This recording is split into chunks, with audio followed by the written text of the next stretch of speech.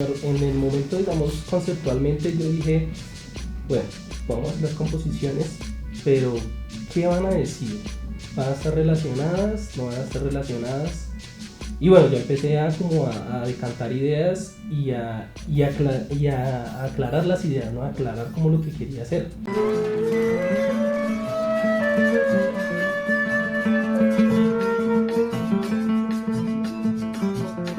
Es la guerra si no es muerte, devastación y ausencia. Ya sé que la violencia es el desarraigo humano.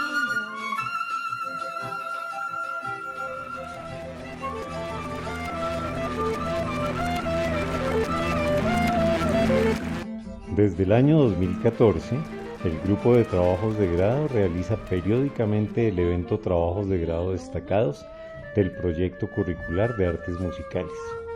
Este tiene como objetivos, por un lado, dar un panorama de diversas posibilidades temáticas, metodológicas, técnicas, teóricas y creativas que se han materializado en los trabajos de grado aquí realizados. Por otro lado, ofrecer una reflexión sobre el impacto que el trabajo de grado tiene en la vida profesional de los egresados del proyecto curricular. Primero que todo, un cordial saludo para todas las personas que nos siguen en las diferentes plataformas. Mi nombre es Ronald Alexis Hernández García. Mi trabajo de grado fue la cumbia como eje sonoro en Colombia y Latinoamérica, descripción del proceso de diseño de 2 piezas originales a través del software Ableton Live. Hola Ronald, buenas tardes. Buenas tardes, maestro. Bienvenido. Gracias. Estoy muy contento también de la invitación que nos han hecho del área de trabajos de grado al hablar del trabajo de grado que acompañé hace ya 2 años, más o menos, ¿no? Un poquito más de 2 años, que fue un trabajo muy valioso, un proceso personal, ¿cierto? Alrededor de la cumbia, ¿no? Y de una intención de creación musical, ¿no? No sé si ¿te acuerdas del título? Sí, señor. Mi trabajo de grado fue la cumbia como eje sonoro en Colombia y Latinoamérica. Descripción del proceso de diseño de 2 piezas originales a través del software Ableton Live. Ese documento, como lo menciona su título, pues abordó una investigación muy interesante alrededor de la cumbia como expresión colombiana que se difundió hacia el mundo, y un proceso que tuvo unos referentes de investigación muy lindos. No sé, me acuerdo mucho desde los orígenes rastreables de la cumbia como una expresión afro de las poblaciones marginadas, ¿cierto? Cómo empezó como todo esa búsqueda, ¿no? Esos antecedentes que vienen inclusive de las selectivas que tú tuviste en el centro de documentación, ¿te acuerdas? Sí, señor. No sé si Sí, pues digamos, el antecedente como primario empieza desde mi niñez, ¿no? Como mi relación con mi familia, que siempre la música tropical siempre estuvo ahí presente, ¿no? Bailando hispanos, fruco, salsa, con Grupo Nietzsche, bueno, música tropical colombiana bailable, que creo que todos los colombianos siempre disfrutamos en todas las reuniones y en diciembre. Empezó desde ahí, como ese interés de siempre me ha gustado esa música, por mi papá, mi familia siempre como que me ha influenciado mucho hacia esa música, entonces llamó siempre mi atención como de dónde provenía, de cuándo surgió, en qué años. Entonces, bueno, ya uno a medida que va creciendo y va estudiando música, y pues no tuve la oportunidad de ingresar a la SAP, se encuentra uno con toda una serie de un contexto que siempre es de lo personal, la historia y el antecedente del porqué de las cosas también es algo que me apasiona mucho y me llama mucho la atención. Entonces siempre fue como, bueno, entender eso de dónde venía, y a la par también el interés de explorar mi propio lenguaje, mi propia creación musical. Si bien pues como tal académicamente no estudié composición, pero sí siempre me llamó la atención de Claro. crear, de hacer mi propia música. Sí, precisamente tú fuiste alumno de bajo eléctrico, precisamente, ¿no? No estudiaste composición, sino tú venías como tubista, y me acuerdo que en quinto semestre se dieron los procesos para poder hacer la transición al bajo eléctrico, y de ahí ya venían esas inquietudes con la música caribeña, ¿no?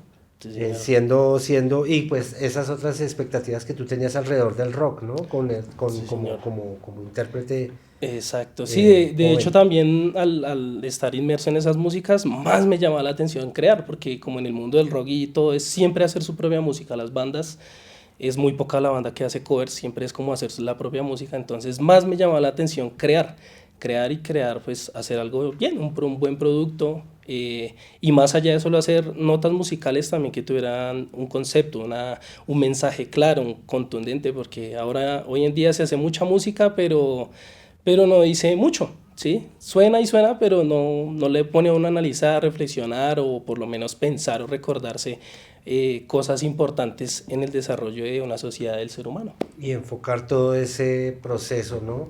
Hacia ese producto concreto que fue el documento y la música. Sí, sí, señor.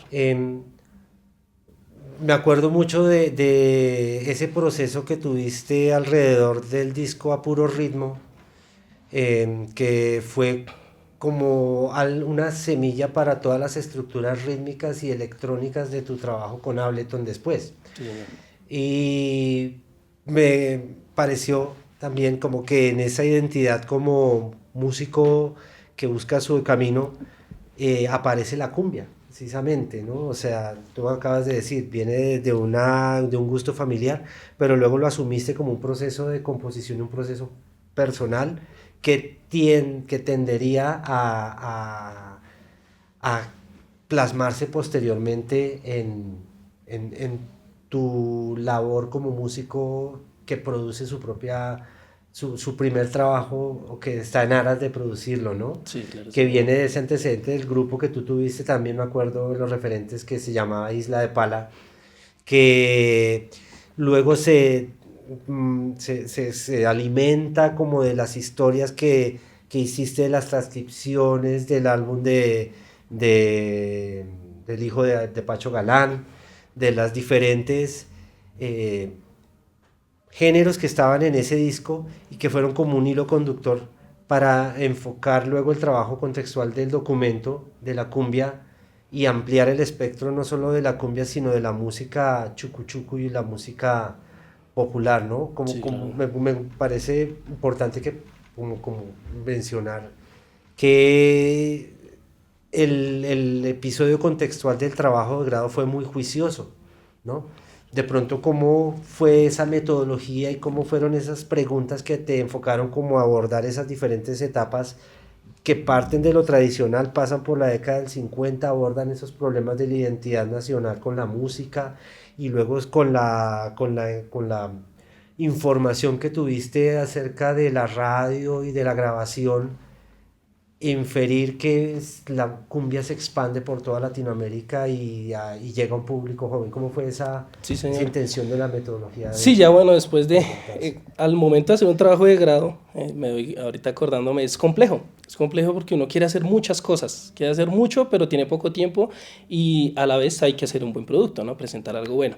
Entonces, bueno, ya cuando por fin ya decanté y dije, bueno, esta es mi idea principal, encontré ya, bueno, empecé a documentarme y empecé a ver que hay como una línea temporal, se puede decir que hay una línea temporal contextualmente hablando, en la que surge una expresión tradicional en la costa caribe colombiana, más exactamente hacia el sur de esa región, no voy a decir exactamente el territorio porque no hay una exactitud en el territorio, sino se empiezan a gestar muchas expresiones autóctonas en esa región, a causa de una expresión en la necesidad de desahogo, diría yo, de esas comunidades afrodescendientes, indígenas, mestizas, Alejadas, excluidas del gobierno. exacto, relegadas de las élites de esas épocas.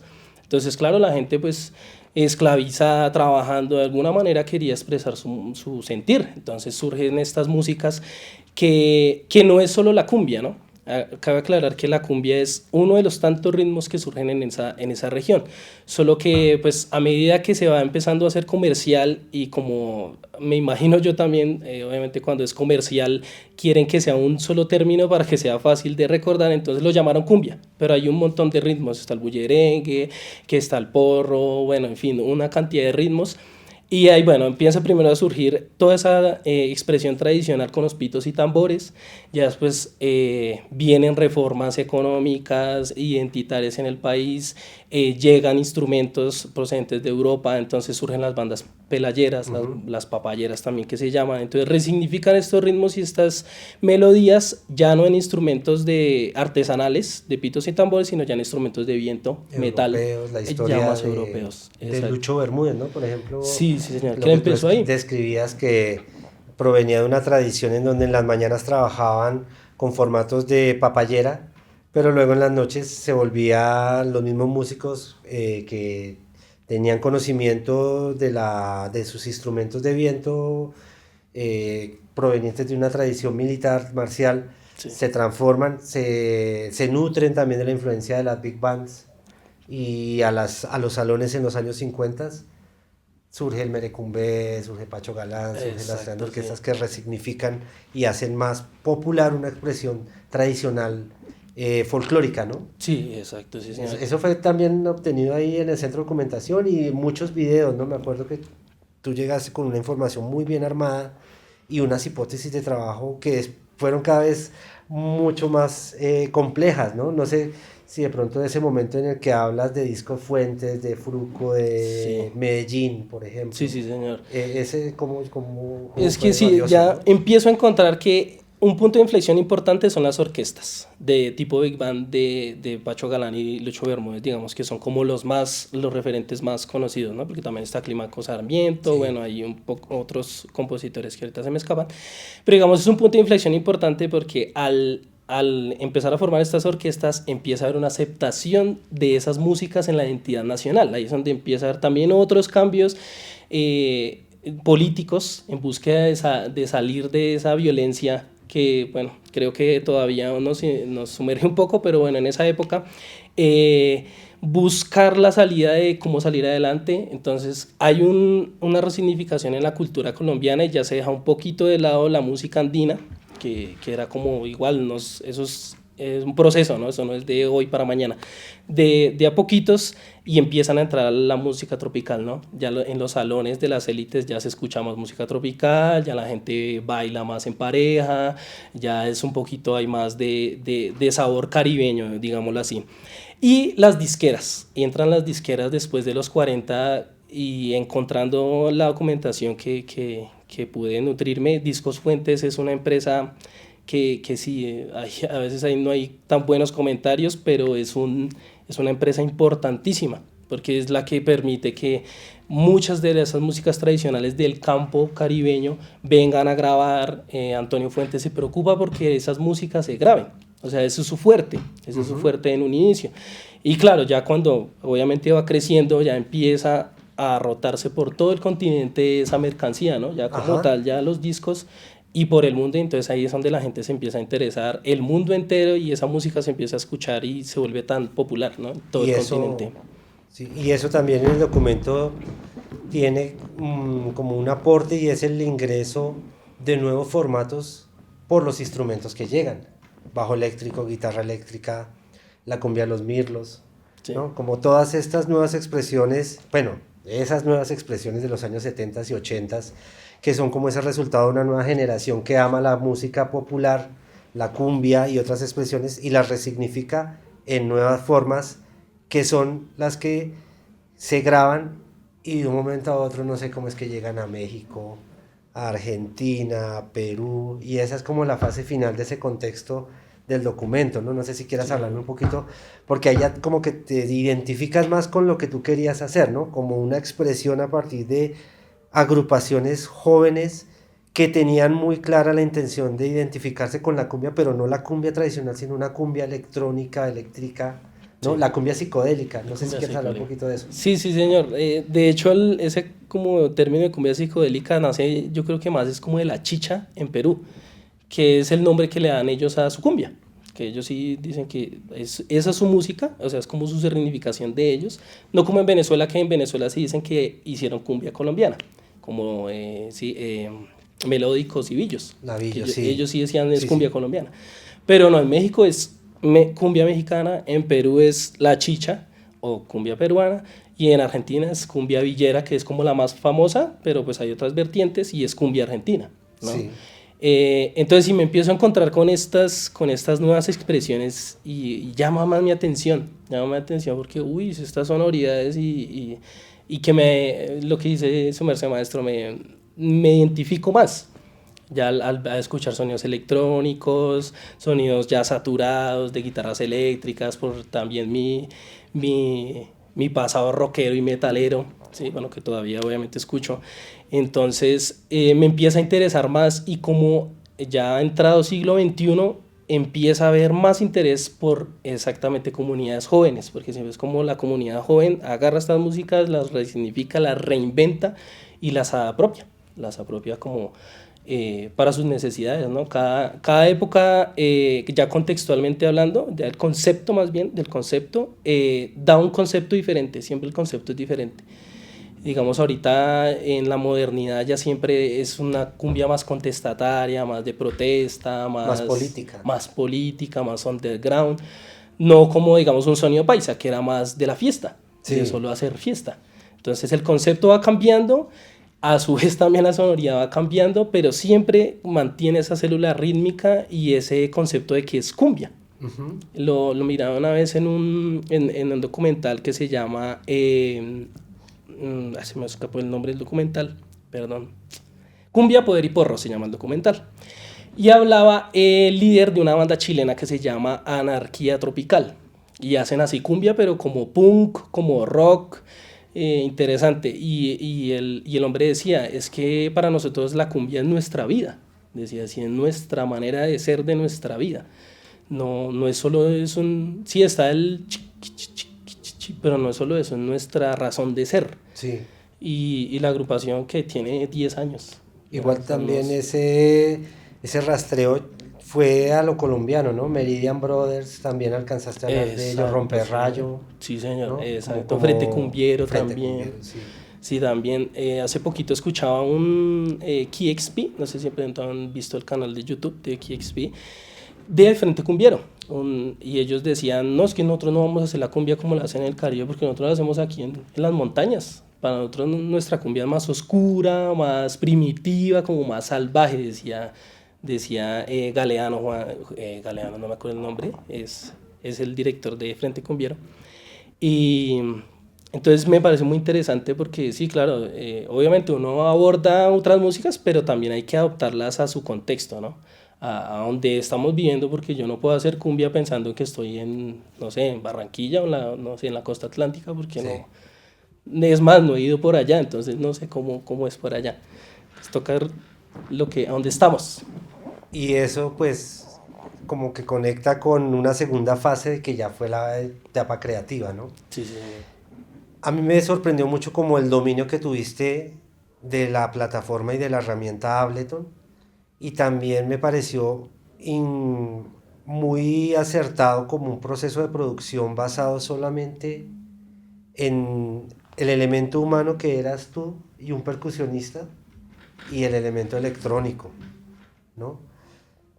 Todo lo que tuviste para poder definir muy claramente cuáles eran los elementos técnicos y tecnológicos que tenía la plataforma. O sea, ese fue otro proceso de investigación. Sí, claro, sí. Empezar de cero, siendo bajista y tubista, a aprender a manejar una plataforma, ¿no? ¿Qué tan difícil fue llegar al dominio de la plataforma Ableton? Digamos, opté por Ableton porque en su momento fue como la plataforma, bueno, todavía la utilizo mucho, como que tenía más a la mano. Porque digamos, con Isla de Pala trabajamos mucho con esa plataforma para hacer secuencias en vivo, nosotros íbamos en click y entonces todo lo mandábamos por Ableton. Entonces, pues tuve esa cercanía y también es muy famosa la plataforma porque es para producir música electrónica, precisamente da esas facilidades para hacer música electrónica. Entonces fue como la plataforma que más me llamó la atención en ese momento, por eso que comento, pero a la vez estaba aprendiendo, a la vez no sabía de ecualización, de producción. En ese momento me tocó ir tutoriales. El trabajo de grado de otro chico que había hecho algo de sí, señor, me acuerdo. de Camilo Claros, Camilo Claros. pianista. Sí, También leí ese documento y me ayudó muchísimo a entender más los instrumentos, a entender efectos de ganancia, efectos de modulación, efectos, bueno, sí que hay diferentes tipos de efectos, cómo poder ecualizar mejor. Entonces todo eso fue un trabajo muy interesante y me ayudó muchísimo, aprendí muchísimo en ese momento. Y aún así sigo aprendiendo todavía porque es una plataforma muy vasta, tiene Sí, muchas cosas que hasta hace unos meses me di cuenta de otras herramientas van surgiendo, que puedo utilizar para mejorar la producción. imagínate. Porque una de las problemáticas que ya después de haber sacado el producto es que a veces suena muy MIDI.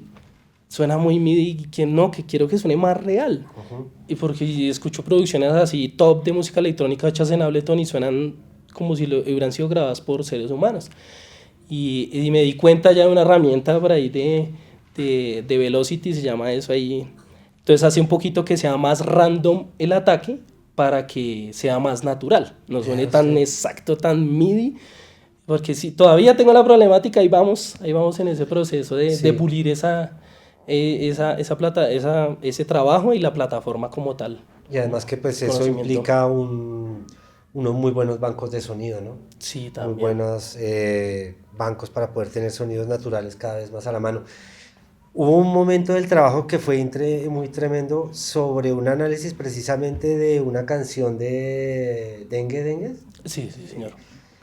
porque ahí tú hiciste como ese proceso de análisis a nivel técnico como ingeniero de sonido para ver qué ideas de ese álbum te podían servir a las composiciones, Sí, señor. que pues no las hemos mencionado, son Eslabones, creo, Sí, señor. era uno, Y Bashira. y Bashira.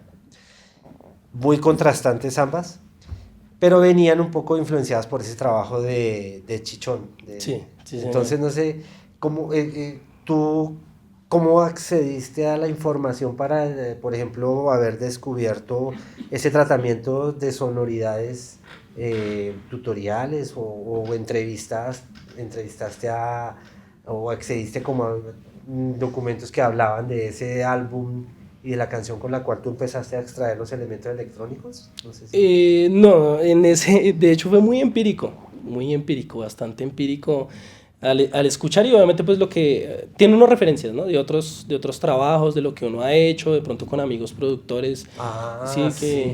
que Entonces sí entonces, es clave, ¿no? Tener uno exacto, relaciones con personas que uno sabe que le van a aportar en la carrera musical para toda la vida. exacto, sí.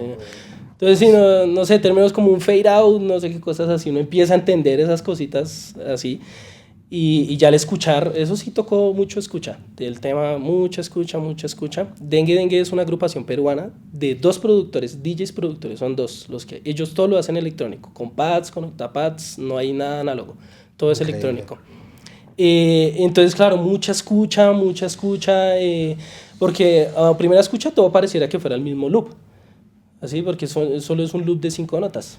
Y se repite toda la canción y se repite, pero ya empieza a haber un tratamiento, ¿no? Empiezan a subirle los fades, a abrir frecuencias, ¿sí? Meter más ganancia, utilizan ¿sí? Distorsiones o que un delay, o ¿sí? Cosas así. Entonces ya uno escucha y empieza a encontrar los elementos. También me doy cuenta que en esta música siempre es como capas, como que suman capas para que pues como que crezca como la intención de toda la pieza. Muy rítmica, ¿no? Sí, señor, sí, también muy rítmica. Muy Sí, del poco melódico. baile. Sí, exacto, sí. Muy rítmico, es muy rítmico siempre como... Y muy místico su concepto, porque ellos, digamos, en su video es performance... súper místico. Sí, su performance ellos están con máscaras tradicionales de autóctonas de Perú. Y el video es como también como una apología a las tradiciones religiosas de Sí. Perú. Sí. Y se ven dos actrices, digamos, europeas, como entrando en ese mundo así, y como lo que suena es todo psicodélico, todo como en un mundo así como, sí, no sé, como muy... Como un realismo suramericano, Sí, una especie exacto. así, una visión de nuevo de un realismo mágico. Exacto, sí, es muy... En Perú. Sí, exacto, hay como mucho ahí, un poquito de juego mental también, un poquito ahí, muy interesante, pero sí tocó escuchar muchísimo para entender y aún así lo que logré captar auditivamente, porque pues todo no se pudo tampoco ejemplificar y escribir en ese análisis. cuando ya llegaste al proceso de composición, la cumbia se permeó de diferentes maneras en ambas producciones, ¿no? Sí. No sé si quieras como ya hablar un poquito de, pues, me acuerdo que Eslabones tenía una propuesta ambas propuestas son ecológicas, ¿cierto? Tiene mucho que ver con el cuidado del planeta y el daño que le estamos haciendo también al planeta ambientalmente. Y tenían carácter contrastante completamente entre ellas, ¿no? Una más esperanzadora, pero la otra era muy tensa, ¿no? ¿Cómo te imaginaste ese proceso de darle ese carácter a cada una de las canciones? Como que, ¿cuál era el elemento? Porque pues uno puede decir, sí, con la forma, con la armonía, puedo sugerir este ambiente, pero de pronto tú tenías a través del Ableton y a través de la cumbia como tal, algún elemento que identificara cada una de ellas. Sí, sí, señor. En el momento, digamos, conceptualmente yo dije, bueno, podemos hacer las composiciones, pero ¿qué van a decir? ¿Van a estar relacionadas? ¿No van a estar relacionadas? Y bueno, ya empecé a decantar ideas y a aclarar las ideas, ¿no? A aclarar como lo que quería hacer. Cuando empecé con Bachira, bueno, vamos a hacer una cumbia lenta, vamos a hacer cumbia, que después se llama lento, y con Eslabones vamos a hacer más rápido, que sea más rápido y disonante. Ya, ahí empezamos. Listo. Bien, ya empezaron a escuchar, bueno, ahora qué iba a decir, qué va a decir esto.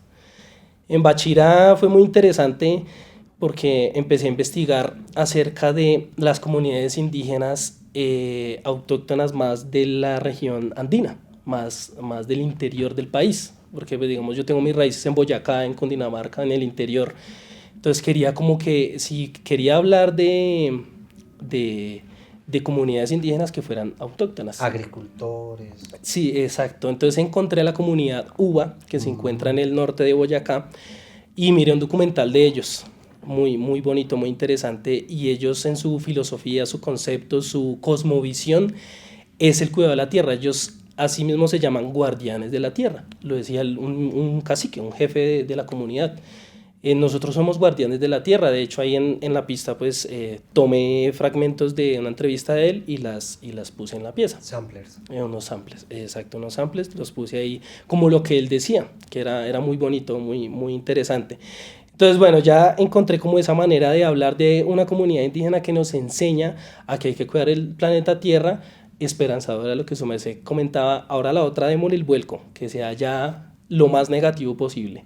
Empieza con unos acordes disonantes, súper disonantes, y de una vez con el viaje rápido, porque esa es rápida de una vez. Ya una suerte como de descripción musical tipo Koyaanisqatsi, ¿no? Como esa película que habla de Sí. el progreso, la naturaleza y esa dicotomía entre ambas, ¿no? Y después la destrucción el progreso total. y la destrucción. Sí, Pero el mensaje esperanzador de todas maneras en Eslabones, ¿no? O sea, no es completamente salir deprimidos de que el mundo se va a acabar, sino también una intención de expresar un mensaje positivo a través de ambas, ¿no? Sí, claro, sí, Eso. señor, y que pues que genere conciencia, que Eso, como que se piense y uy, sí, que estamos haciendo. Finalmente, actualmente, ¿cómo va ese proyecto creativo? ¿Qué nuevos proyectos sonoros a través de la plataforma o cómo ha sido ese desarrollo? Porque pues, como veníamos hablando, bueno, el oficio gana, ¿no? Tú eres bajista y tubista, entonces estás como intérprete actualmente, pero lo que te ha llevado como a dejar un poco por un tiempo en remojo nuevas ideas para crear de nuevo más cosas. Entonces cuéntanos cómo va eso. Sí, claro, sí, señor. El objetivo principal de mi trabajo de grado es crear, componer y desarrollar mi propio proyecto musical, lo que ahorita comentábamos tras cámaras con el maestro. Claro, mi idea es para el próximo año, a mitad de año, ya tener 2 o 3 piezas más, incluidas Bachira y Eslabones, y sacar un EP. Esa es mi idea y pues empezar a desarrollar mi carrera musical, mi proyecto musical propio. ¿Y quieres seguir haciendo con el formato con Carlos, es que es el Sí, con Carlos. percusionista, Sí, con Carlos. Sí, claro, sí, Carlos es un elemento, es un gran amigo, un gran elemento para mi proyecto. De hecho, él también tiene su proyecto y él me convoca, también me ha llamado para que le grabe cosas y eso. Entonces ahí los dos estamos trabajando en conjunto por nuestros proyectos musicales. Y hay de pronto algunos momentos en donde esa plataforma, en esas nuevas grabaciones, te permita como hacer momentos no programados, como usarla realmente en la espontaneidad de lo que surja en una obra instrumental. Sí, claro, sí, señor. Sí, la idea también es, si puedo abordar o bueno, aprovechar elementos con otros músicos, los abordaré. Ya digamos que ya no estamos en el trabajo de grado, ya lo que se me ocurra, Sí. lo que se me ocurra y pues digamos, si tengo el apoyo de amigos, si de equipo de músicos, los aprovecho, si no, pues seguiré trabajando con el Ableton. Claro. Que igual el Ableton da muchas herramientas y de hecho no puede expandirse. Pero esa es la idea, seguir adelante y no dejar atrás porque pues fue un trabajo importante, interesante y que quiero seguir explorando. Incorporar la tuba, ¿no? Porque Claro, esos también. nuevos álbumes, Lo esos que nuevos sea. EPs. Sí, señor. Bueno, muchísimas gracias, Ronald, gracias por este espacio, gracias por la entrevista al equipo, a todos, por esta gracias. oportunidad, muchísimas gracias. Espero que el producto y la nueva obra y su trabajo como músico siga en un camino de triunfos y de ganancia y reconocimiento, que es lo que todos nos merecemos. Muchas gracias, El maestro. trabajo. Muchas gracias. Bueno. Gracias por todo.